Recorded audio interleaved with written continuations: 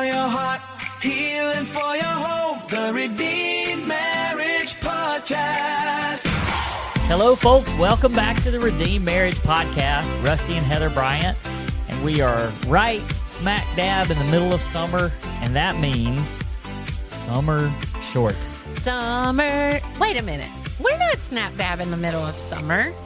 I literally just had my last day of school on Friday. This is our third summer shorts episode. Summer shorts, summer shorts, summer shorts, summer shorts. Hey, that was pretty good. I liked it. Thought I'd add a little harmony in there. But this is our third summer short, but it is literally just May something.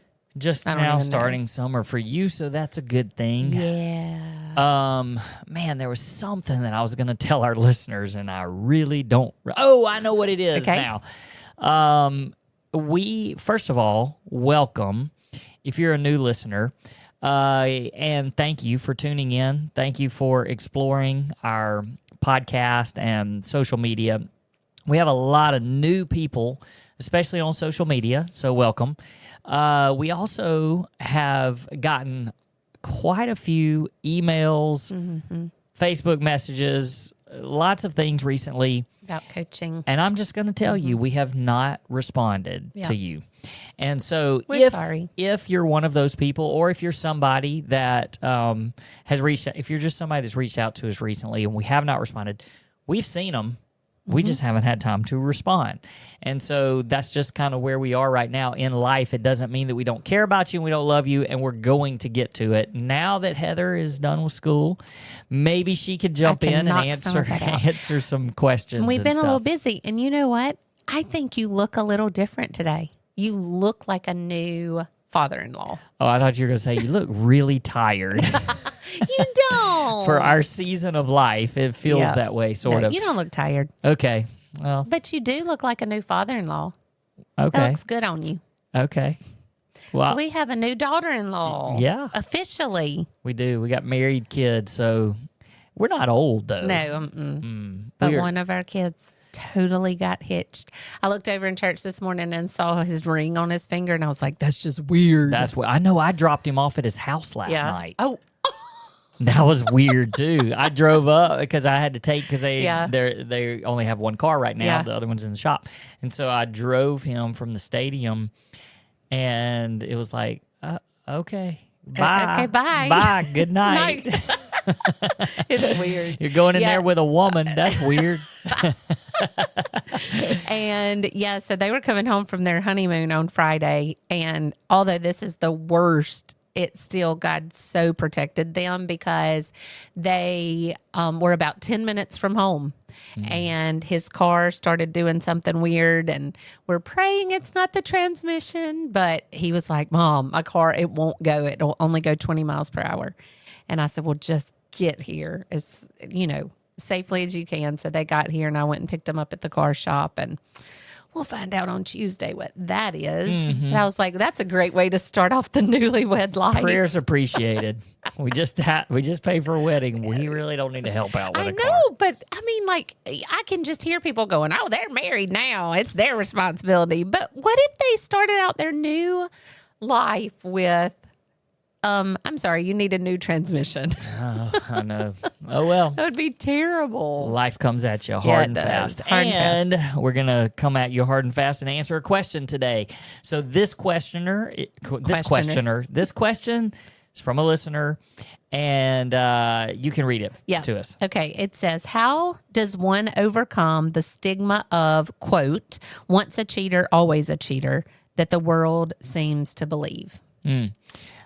Let me jump in here, first of all, and say that in our circle of, like, our culture that we live in, like me and you, the community and stuff, we don't hear that a lot, as far as just like I don't know that people, if they believe it, they don't say it. Or they don't say it around us. Well, maybe that's it. But we do hear it all the time on social media, because people, I mean, we can throw our story out there, and people are so quick to come back and basically, I mean, we have people that sometimes are like, we call BS. I mean, they'll actually say Yeah. that. Like that's the quote. Yeah. So I'm not saying that, but that's what people will quote, and they'll say, once a cheater, always a cheater. And I mean, we get that a lot. And especially, it feels like when we have a social media post that goes viral, that's like it just starts steamrolling. Yeah. And people are just like, oh, it's not real. And once a cheater, always a cheater. I would never, that kind of thing. And so, but I know that you've heard that before. And so I think the question is, obviously it's directed at you. Sure. Like, how do you overcome that? Because there are people out there that I'm sure that they have betrayed. There's been betrayal. And now it's just, oh, well, it's just going to happen again. Yeah. Once you do it, you're going to do it again. Well, I have lots of thoughts on this question, and they're in no particular order. So feel free to, jump in anytime you want. But the first thing that I thought of is how thankful I am that you don't believe that. Because if I had to spend my whole life trying to convince you that I wasn't going to do that again, it would be a miserable marriage. But I 100% know and believe that you don't feel that way. And so I'm thankful for that. The second thing that I thought about is how grateful I am to be surrounded by people who believe in the same God that I do and in his redemption. There is no one that is listening to my voice that doesn't need restoration and redemption from something. And, there's lots of people lots of different sins that people live with, but I know that God is big enough for even my sin. And I know that I'm redeemed and restored. And I choose to surround myself with people who believe that same thing. You can just see on people's faces when they have experienced the forgiveness of God, and they are like, yeah, I get it. I mean, I may not have committed adultery, but I, deal with selfishness or pride or, whatever it is that they have an issue with, that their bent is towards. And so I've surrounded myself with people who are so grace-filled and are just in awe of the same God that I am. And so that's who I choose to surround myself with. Now, do I come into contact with people who don't believe the same way I do? Absolutely. Do they come at us on social media? Absolutely. And honestly, this is the hardest part for me. Most of our friends, our heart friends, our people that are our people. I mean, I say that loosely, but you know what I mean. The people who love us and support us. Most of them have come into our lives post-affair because we had to start over. I mean, we lost friendships. We lost people that I thought we would never lose because of our story. And it was gut-wrenching, but God has redeemed and restored by blessing us with friends that just love us well, even if. It's just like what you talked about last week, the difference between covenant and a contract is they love us well. I mean, they loved us even though.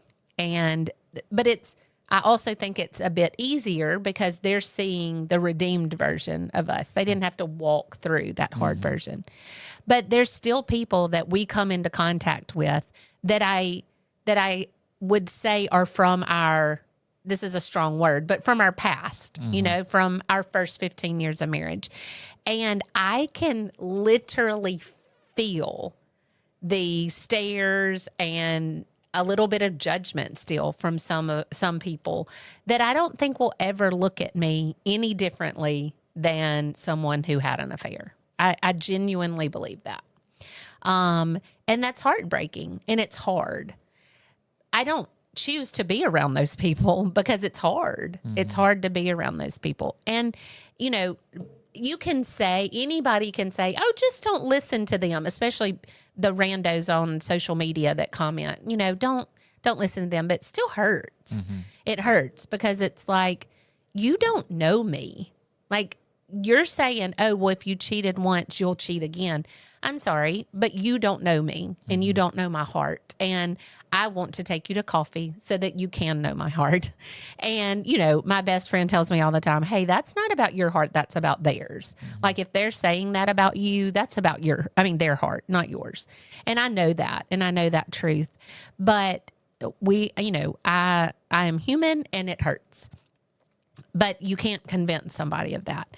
So all of that, in saying all of that, and you can jump in when you want to, but I just had to get to the point to where I knew that the answer to that question lies in who I believe that I am and who I know I am because of what Christ did on the cross.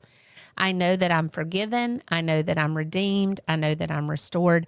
And I know that I will not do that again. Like, I am so in love with Jesus and so in love with you that thinking about even stepping over any kind of line of our covenant is heartbreaking to me. And I can look back and see who I was back then. And it's just mind-blowing that I used to be that way and that I made the decisions that I made, because I can't fathom it at this point in my life. So, I tried to think about, when I read the question, I was like, you have so many people who deal maybe with alcoholism, and they say, you're always an alcoholic. That's right. The title, and you're just always battling that and always staying away from it. And, we know personally people who have walked that journey and alcohol is repulsive to them and they have no desire for it. And God's taken that desire away from them. And that's kind of how I feel. It's like, yes, I was an adulterer, but I don't wear that title anymore. And I don't, it's not who I am. It's not who I'm labeled. And it honestly breaks my heart. It makes me sad for people who believe that statement is truth, that once a cheater, always a cheater. It makes me sad because I want to say, who hurt you so bad that you don't believe in redemption and restoration and a new start? Like, what is it in you that has been hurt so badly that you can't fathom that somebody can be different? So I just, does it hurt? Yes. Do I want to say, oh, just ignore it? It's hard to ignore. But if you're out there and you're one of those people who believe that statement, I'm sorry, you're wrong. If you know the person and if you knew my heart, you could see that that's not the case. But for those of you who have been the adulterer and people say that about you, like, I wish I could say, oh, just ignore it. But it doesn't work that way. But that's when you have to take that thought captive and lay truth completely over it and who you are, and just don't, you can't let it settle in your spirit, what they say. I wonder if all of our listeners, if they took just a second and thought of that one thing, their biggest regret, the worst thing that they've ever done, and maybe nobody even knows what it is, but just that worst thing that you've ever done, and everybody has something that they can go back and go, gosh, I wish I had never done that. Or said that. And aren't you glad that that's not your identity, that that's not your label? Like all of us, if you think back to that worst thing, and what if the world and everybody just said, well, once you did that, you'll always do. You'll do it again. You'll do it again. And it's not fair. It's not fair to say that about anybody, because we know what God can do to change a life and can change a story. And, maybe we're picking a little bit on the people that come at us and other people on social media. And our just like what you said, our response sometimes is, I wish we could sit down with those people and just go, hey, why don't you get to know us? Because we are a real story. And somebody has obviously hurt you in such a way that you can't even believe that about other people. And we choose to not engage. You said people just say, just ignore it. And we're not ignoring it because, well, you don't get on there and read them very often. Sometimes I'll read them, and if they're really, really distasteful and ugly, I'll delete them so you don't get to see them. But most of the time I leave them up there, but I don't respond to them because you guys know if somebody has the guts to say that kind of stuff on social media, they'll say anything. Yeah, and there's not going to be any kind of convincing. Right. But I do love the people, and I'm not saying we're not going to say anything, but hey, you can if you but want it's so to. funny when they do. Oh my goodness, it's so great when people, and especially when it's people that genuinely know us, or we've done coaching with them, or they've been to a retreat and we recognize their name, and they come at them and just are like, you don't know these people. We know these people. And I'm just like, go get them. But that is not, and I'm saying there is a way to do that though in love. And especially when you can say, hey, you can't say that about somebody that you don't even know. And when there is a real picture of redemption, why don't we just celebrate that? Right. Why can't we just celebrate that and celebrate what God's done?